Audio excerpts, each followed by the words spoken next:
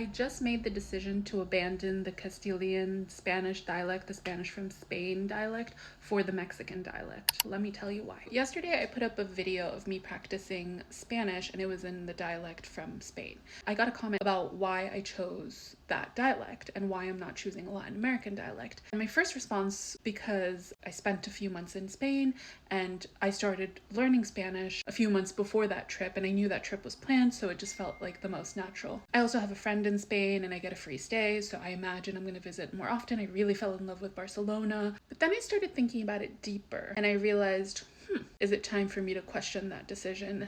And I know that a lot of native Spanish speakers say that it doesn't really matter, just pick a dialect, stick with it.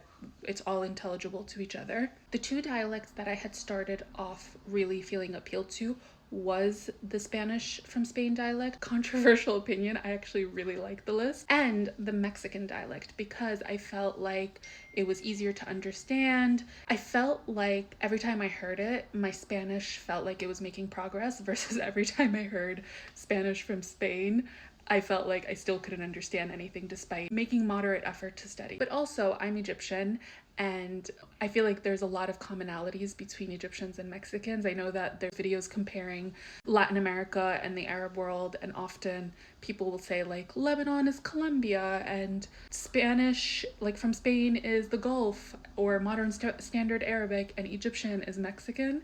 And I feel that so much. We have so many similarities. The most obvious one, we both have pyramids.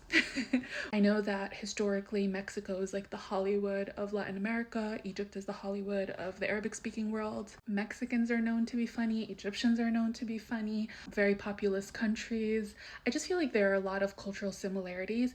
And I was thinking about it. I was like, I've never visited Mexico, but I do have a connection because my parents went there very early on in their marriage and my mom was pregnant with me. So I kind of have. I don't know. I just feel a little bit more of a cultural connection.